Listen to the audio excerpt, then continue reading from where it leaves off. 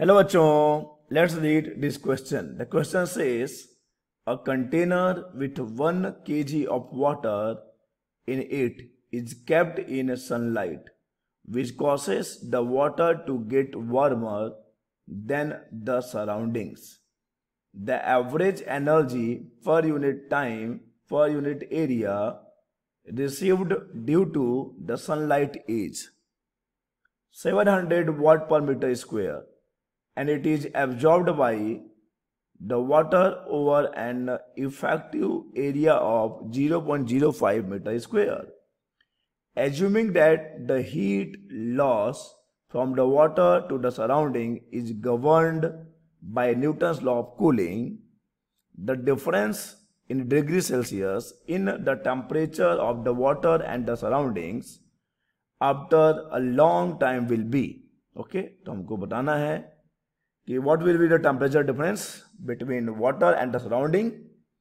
Ignore effect of the containers and take constant of Newton's law of cooling is equal to 0.001 per second.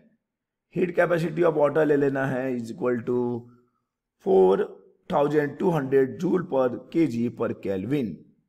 तो आइए सबसे पहले हम बात कर लेते हैं हम की कंसेप्ट की कंसेप्ट. क्वेश्चन को सॉल्व करने की चाबी कहां पर है? The key concept for this question is Newton's law of cooling. Newton's law of cooling. Newton's law of cooling. इस क्वेश्चन का की कंसेप्ट है न्यूटन लॉ ऑफ कूलिंग. और अब न्यूटन लॉ ऑफ कूलिंग क्या बोलता है बच्चे? न्यूटन लॉ ऑफ कूलिंग बोलता है कि the rate of heat loss, देखो माइनस लगा है क्योंकि टाइम के साथ हीट कम होता जाएगा, is proportional to temperature difference. जैसे कि लेट्स सपोज एक बॉडी है, ओके, बॉडी का टेम्परेचर मान लीजिए T है और सराउंडिंग का टेम्परेचर TS है, तो यहाँ पर डेल्टा T क्या हो जाएगा? Delta T will be T minus TS. Okay, तो इस बॉडी के ठंडे होने की जो रेट है, ठंडा होगा ना, इसलिए तो हम बोलते हैं Newton law of cooling. Time के साथ टेम्परेचर डिक्रीज होगा क्योंकि हीट लॉस कर रहा है बॉडी, सराउंडिंग, इसका हीट निकल के सराउंडिंग में जा रहा है. So minus dQ by dt is proportional to delta T. ये है न्यूटन लॉ ऑफ कूलिंग जो इस क्वेश्चन का की कंसेप्ट है. आइए पहले अब सवाल की बात करें. सवाल में क्या क्या चीजें गिवन है, क्वेश्चन में क्या क्या चीजें गिवन है बच्चे? सबसे पहले तो दे दिया है मास ऑफ वाटर. चलो हम इसको लिखते हैं. मास ऑफ वाटर इज कितना kg? 1 kg. Mass of water is 1 kg.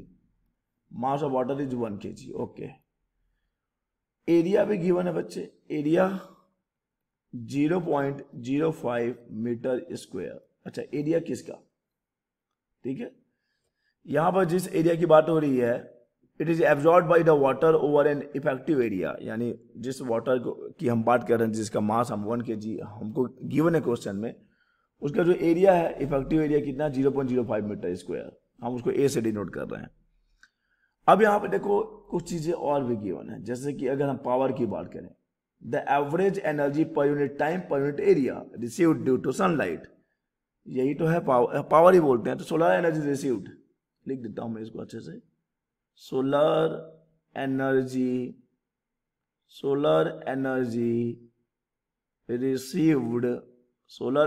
Received per unit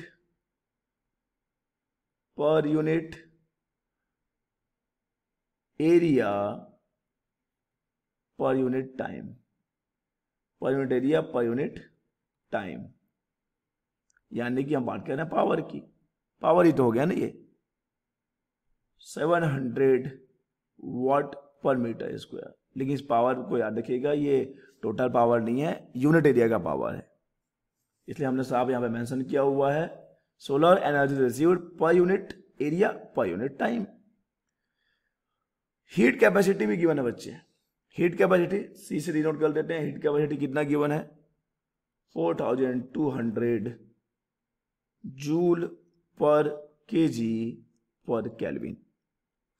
और यहाँ पे कांस्टेंट जो गिवन है k, Newton law of cooling के लिए जो कांस्टेंट यहाँ पर गिवन है वो है 0.0011, not this is slash this is 1 second का इनवर्स पर सेकेंड में गिवन है। ओके, तो अब देख लीजिए इस वाटर जो वाटर 1 kg है जिसका इफेक्टिव एरिया 0.05 मीटर स्क्वायर है, ये कितना पावर रिसीव कर रहा है बच्चे? सन से जो पावर आ रहा है, सन लाइट है तो सन से ही आ रहा होगा obviously. Sunlight is 700 watt per metre square, तो ये पावर रिसीव कौन करेगा, एब्जॉर्ब कौन करेगा? वाटर। तो हम लिखते हैं power absorbed, power absorbed, power absorbed by the water, power absorbed by the water. Okay, देखिए पावर एब्जॉर्ब्ड कितना आ जाएगा, पावर एब्जॉर्ब्ड कितना आ जाएगा। देखिए यहाँ पे जो हमने पावर लिखा है ये पर यूनिट एरिया का है, और यहाँ पे हमको एरिया मालूम है, तो पूरा वाटर का जो एरिया है जिसको हमने ए लिया है, तो टोटल पावर कितना एब्जॉर्ब करेगा ये, आपको क्या करना पड़ेगा, वो जो पर यूनिट एरिया वाला पावर है उसमें एरिया का इंटू कर देंगे। P is the power received per unit area and A is the unit area. Okay, हाँ, और आगे चलिए अब अगर हम बात करते हैं न्यूटन लॉ ऑफ कूलिंग की, तो न्यूटन लॉ ऑफ कूलिंग क्या बोलता है, जो हमारा की कंसेप्ट है, rate of heat loss, rate of heat loss किसके प्रोपोर्शनल होता है बच्चे? टेम्परेचर डिफरेंस के, टेम्परेचर डिफरेंस, टेम्परेचर डिफरेंस, यही तो था हमारा न्यूटन लॉ ऑफ कूलिंग। ठीक है, तो अगर हम इसको हटा के लगाएंगे तो के लगाना पड़ेगा और फिर ये mc डेल्टा टी आ जाएगा। This will be the rate of heat loss, के mc डेल्टा टी, के mc डेल्टा टी। तो अब देख लीजिए क्या होगा, थोड़ा सा यहाँ पे हमको लॉजिक के साथ काम करना पड़ेगा।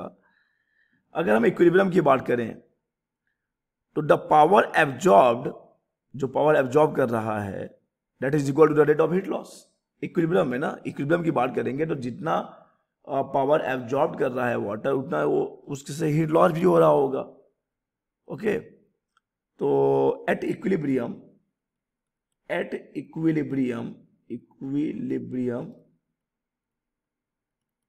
At equilibrium the power absorbed,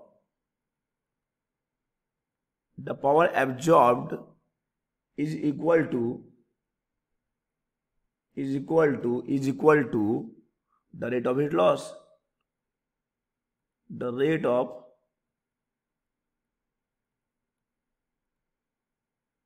heat loss।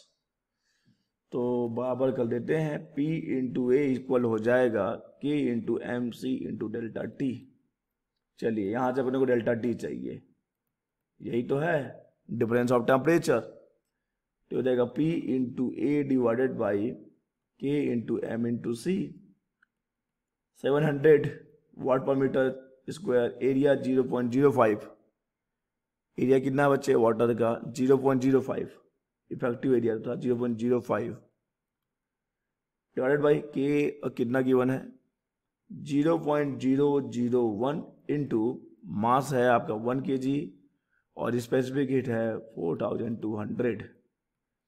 इसको सॉल्व करने पे हमको टेम्परेचर डिफरेंस मिल जाएगा जो कि आ रहा है almost 8.33 degree Celsius. So the answer is, जो कि हमको कैलकुलेट करना था, the temperature, the difference in the temperature of the water and the surroundings after a long time will be, कितना हो जाएगा बच्चे, that will be 8.33 degree Celsius. 8.33 degree Celsius is the answer.